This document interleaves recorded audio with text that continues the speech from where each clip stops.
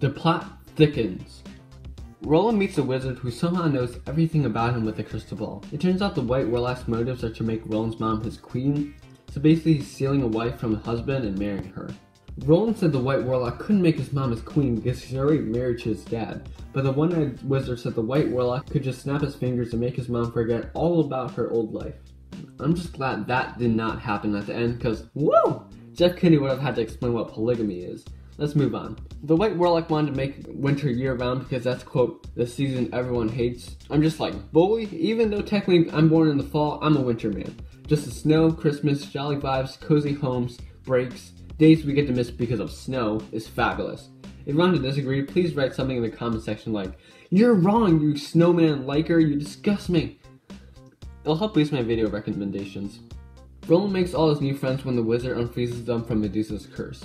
Here we just have Greg being a capitalist as he is. Squirt. Then they enter the mines of Moria where they live gnomes and many jewels hidden in the earth. Wait, mines of Murloc. Why did I say mines of Moria? That place definitely did not exist. They get kicked out of the mines and that's a pretty good message about bullies only wanting reactions and attention. So I said, well then what do people think is funny? And Greg said body humor like farts and burps and stuff. That stuff isn't funny to me. Oh look, a unicorn wearing a diaper. Oh look, a gnome with 2 butts. Roland and Shyvana had to squeeze close together so they could both look through the opening, and that made Roland feel all warm inside. Unfortunately, Roland gets third wheel because Shyvana is into the vampire werewolf Kristoff guy because he's edgy, emo sort of person. Greg also has some experience in this case, so Garg is fourth wheel. That's a big oof. Then at page 149, we have Rowley being cancelled by a bunch of tween girls. Shyvana disappears with Rowley's map and bag, but we never get to know what happened to the bag of food and supplies. Then the vampire started blubbering because he actually missed his girlfriend, and Roland actually kind of felt bad for him. Wait, what's this asterisk? But not that bad. First-degree burns are very common. The characters get into your standard kids movie fight, where everything is fine, but once something goes wrong, they all blame each other. Rowley makes a friend with a mermaid. You already know that because you read the book, hopefully. And then they get narwhals that carry them to the ice fortress. Here we just see a silhouette of a man-cow riding a narwhal. Quite peculiar. Here's what I thought about the climax. We realize that the one-eyed wizard tricks Roland into this misleading adventure, only for Roland to realize his mom was never really kidnapped, and it was just a ploy for the wizard to get his revenge on the White Warlock, which is Santa. I thought Mr. Kinney created a pretty good plot device, and rather than just a good guy defeats a bad guy plot, it's actually something that shocks you at the end. The fight was pretty good, and when the elf pinned the wizard to the ice wall by only shooting the robe, I'm just like, this is the most kid-friendly PG rating thing ever. Sure enough, the one-eyed wizard took off his robe, which was the finale we all wanted to see, the beer belly. Oh yeah! I really appreciated how at first Roland was unable to fight the wizard because he was too kind and afraid to hurt anybody. But when Roland saw his loving mother a second from demolition, he acted in a big way by protecting her and vanquishing the foe. The sword just goes right into the wizard's belly, and this was the reaction I expected. Gah! Remember, this is just a kid's book, so there's no blood or gore or any of that. Even though it doesn't work like that in real life, the fight scene was a 9 out of 10. And there we go, there is the theme right there. If a person is friends, then they already have the best present of all. You might think that is an obvious statement or that we already subconsciously know, but sometimes we think, I want this or I want that, without cherishing the people we already have. Friends are great for support, to spend time with, and create memories.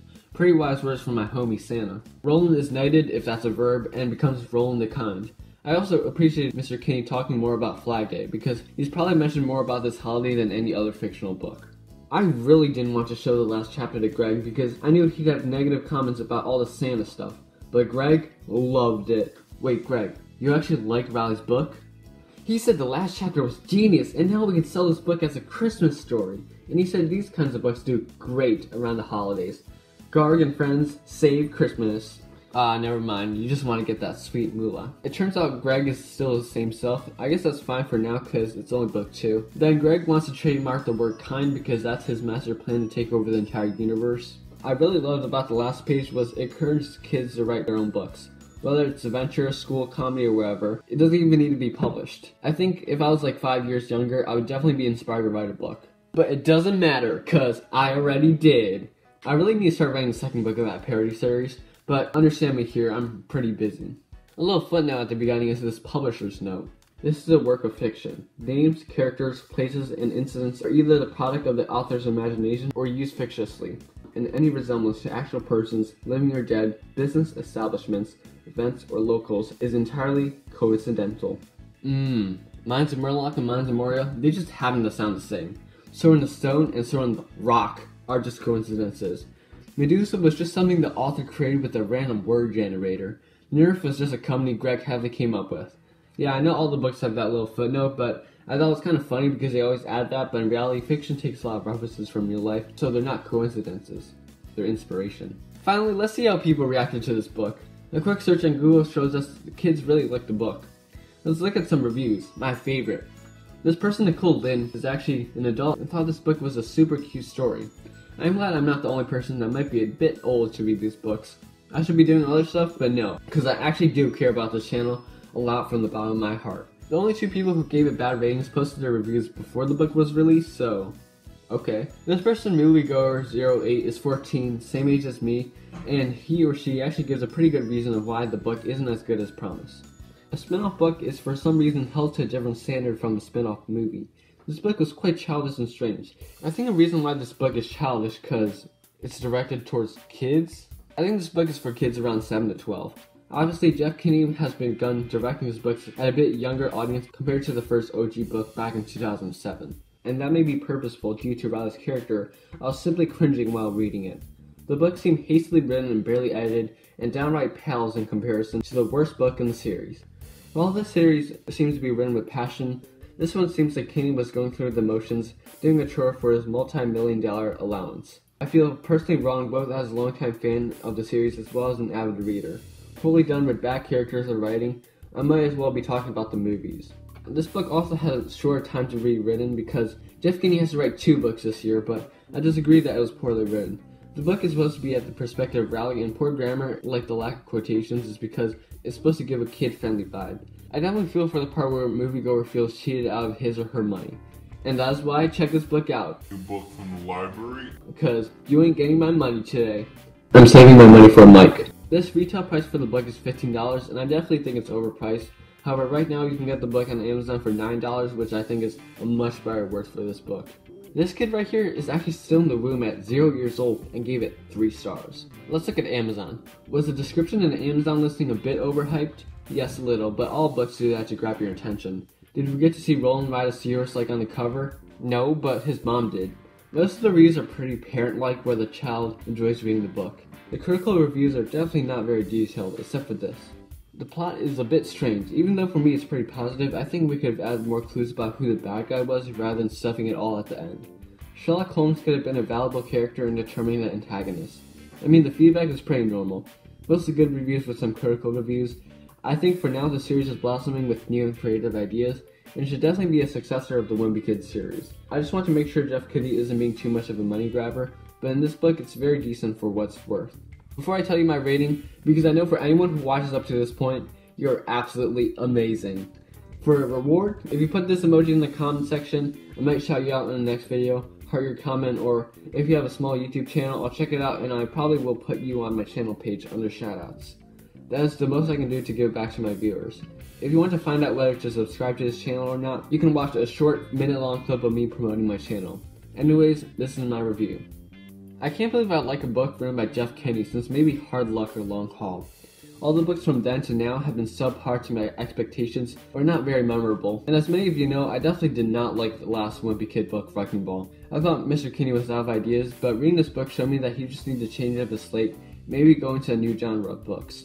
The plot isn't perfect, but it's comprehensible enough for kids to enjoy and have interesting moments and emotions throughout the novel. Yes, Steven is a nice guy, but kind of a strange creature. The characters aren't the most original, but a lot of the fantasy books use similar characters like trolls or ogres. The drawings are pretty good, elementary, and simple. The book offers a good lesson about friendship and at the same time is packed with action and overcoming obstacles. It's geared towards kids, and even though it's not the most memorable and doesn't create a large legacy, it's an entertaining read you're able to immerse yourself in without stopping, and it's something you can definitely read again. 8 out of 10. I think if you like this book, you should definitely check out Geronimo Stilton's Kingdom of Fantasy series because it's pretty comparable and similar in the sense of genre and plot devices. Anyways, I'll be doing another review when The Deep End comes out, and We will see how that book will turn out. Steven, not you again! I'm not an ordinary YouTuber. I once spent 8 months creating my own Wimpy Kid book. Cover, drawings, and storyline all together. I always mention this, but it's one of my proudest things I've created in my life. And the story is quite an adventure. I'm a decent artist. I've drawn some thumbnails, fan art, and this huge poster of Wimpy Kid drawings. I've even made a remix of the Wimpy Kid movie soundtracks and themes. I made my own music, they are definitely worth the watch. I review Wimpy Kid books, you can find a complete set of sneak peeks of all the books. You can find other content like Dogman and Big Nate, that's why I'm called Top Rank Audiobooks. Did I also mention I do giveaways? I've given over $400 of gift cards. Granted, probably not the smartest decision I made in my life. I could have just got a better camera and microphone with the money, and the people just ditched my channel and unsubscribed after the giveaways were finished. Yeah. But still, I've got more sweepstakes in the future. You don't need a credit card or PayPal or any of that nonsense. Anybody can join. Yeah, that's my self-promotion. Hope you check out some of my videos.